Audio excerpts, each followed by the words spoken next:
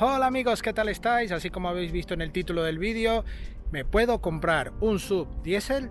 Vamos a verlo en el vídeo de hoy. Tenemos a este Kia Sportage diésel con el acabado Drive, uno de los más básicos a día de hoy de la gama, y vamos a ver qué nos trae un coche de estas características con el equipamiento más básico y por supuesto qué relación tiene el motor a día de hoy y qué puedes tener en un SUV de estas características. Así que adentro intro y comenzamos. Bueno, aquí vamos a dar un pequeño repaso. Tendréis pruebas ya específicas del Kia Sportage, tanto de versiones más equipadas y por supuesto también en la presentación nacional, donde hablaremos de muchos más detalles en sí del Sportage. Pero en el vídeo de hoy vamos a ver lo que es un acabado más simple. En este acabado vemos estas llantas específicas para el acabado Drive. En esta unidad sí que lleva un paquete Tech opcional y que, bueno, tiene algunos detalles más equipados, ¿no? Sin embargo, es la versión más básica, incluso de motorización. Es el motor diésel 1.6 CDRDI que tiene 115 caballos y una caja manual de 5 velocidades. Aquí vemos, bueno, las características, líneas del nuevo Sportage, ahí el Tiger Nose, el nuevo formato de ópticas, como os he dicho antes, estas llantas que son específicas en acabado 18 pulgadas y tenemos también una alternativa un poco más baja en 17. Aquí vemos, bueno, toda la línea. No llevamos cristales oscurecidos, no llevamos techo panorámico ni de solar practicable y vemos todos estos detalles que permanecen en el Sportage, los pasos de rueda, las protecciones en los paragolpes y toda la firma de pilotos traseros también exclusivas para el Sportage, con alguna diferencia en cuanto al formato de iluminación. Aquí vemos también el nombre de la marca. Abrimos el portón, tenemos un maletero de más de 560 litros y 1700 litros de capacidad máxima. Un buen formato, abatiendo por supuesto los asientos, formato 40, 40, 20 y por supuesto vemos un maletero muy aprovechado para este SUV y detalles, bueno, simples. Aquí más huecos para guardar cosillas. Tenemos esta bandeja que nos permite tener algo de privacidad y allí podéis ver la altura. Por supuesto, un portón manual. Cerramos. Y aquí vemos el espacio de las plazas traseras. Tenemos tapizado en tela, en este caso. Está muy bien. Aquí vemos la palanca para reclinar los asientos, así que tenemos un respaldo que nos permite reclinar y estar más cómodos. Vemos aquí salidas de clima.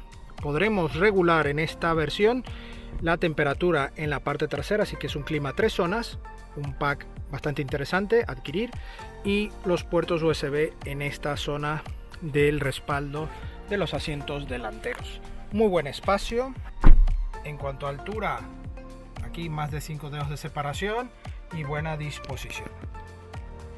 En cuanto a las rodillas, tengo más de 4 dedos aquí de separación. Puedo extender un poco los pies, así que está muy bien el espacio trasero. Marca generalista, así que tenemos plásticos duros, alguna inserción diferente en esta versión. Y aquí vemos la parte delantera. Un volante también, un formato bastante simple. No llevamos inscripciones ni de GT Line ni nada, porque estamos en una versión, como os he dicho, inicial. Vemos allí las dos pantallas en curva, también incluido en este paquete. Ahí todo ese formato en el salpicadero. Vemos aquí como en esta consola toda la zona de botones está sin usar. Eso delata que es un coche bastante básico. En este caso, si llevamos aquí la conexión es USB 12 voltios, hay una bandeja, no hay carga inductiva.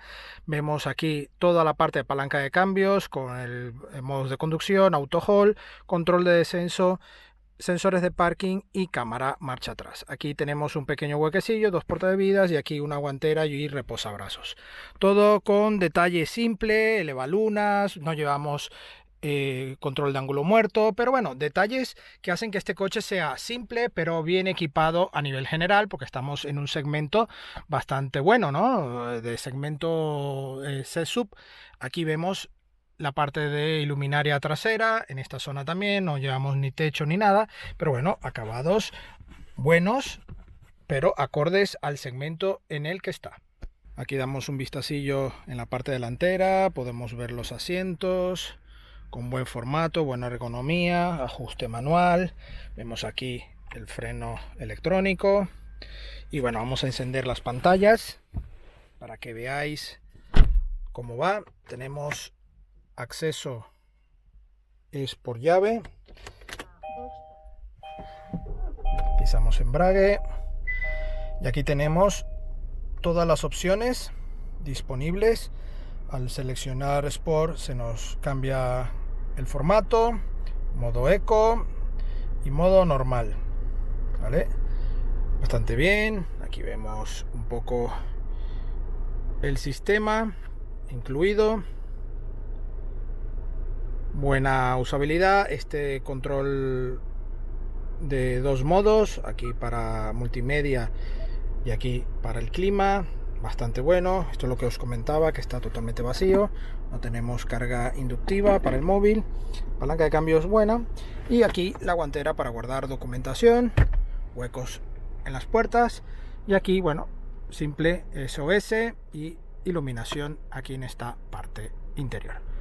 Buenos detalles, aquí ya hay un poco más de calidad, más engomada en esta zona, al igual que en el salpicadero, aquí también, y aquí ya es plástico duro. Así que nada, ya tenemos el coche en marcha, vamos a dar una vuelta y os cuento qué tal va. Bueno amigos, ya vamos al volante de este Sportage Diesel, motor 1.6 CRDI de 115 caballos y 280 Nm par, asociado a una caja manual de 6 relaciones, tracción delantera, lo más simple en motorización diésel disponible a día de hoy para esta nueva generación del Sportage, que luego nos decís que siempre estamos con coches topes de gama y que no traemos coches más básicos, ¿no? Y bueno, tuvimos la oportunidad de elegir esta versión, este modelo, y yo creo que francamente os puede venir muy bien transmitirles mis sensaciones, mis impresiones y hablar un poco también en relación a este modelo. Este coche, bueno, tiene una potencia ajustada para el tipo de sub y tamaño que es. Sin embargo, al ser una caja manual, tiene un buen desarrollo. Puedes jugar un poco con estas marchas y poder exprimir un poco más el motor según en qué situación, pero hay que tener en cuenta que si vamos ya con 5 ocupantes y el maletero lleno, podemos tener algo menos de reacción inmediata de este coche. Un coche que, bueno, tiene mucha simplicidad, ¿no? Es el acabado más básico.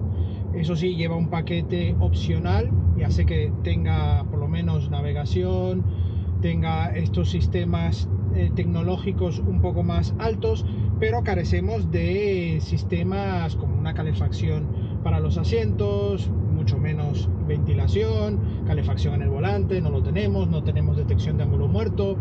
Tenemos varias opciones que sí van incluyéndose en las motorizaciones y en los equipamientos más altos del Sportage, pero obviamente todo esto va sumando un poco más de euros al final de la compra, ¿no? de este coche. Obviamente, si estás buscando la alternativa sub, este Sportage en sí, vamos, que no te importa mucho ciertos equipamientos, pues este puede ser una buena alternativa. Sin embargo, ya os digo que la parte motorización tenéis que tomar en cuenta eso de la potencia.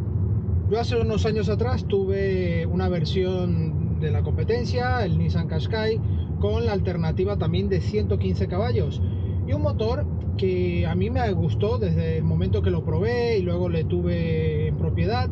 Y el coche no era una bala, hay que ser sinceros, no era una bala, pero al ser una caja manual y tener un peso bastante, bueno, óptimo para ese motor, el coche, si lo sabías jugar bien, tenías una buena alternativa en cuanto a velocidad y a entrega de potencia.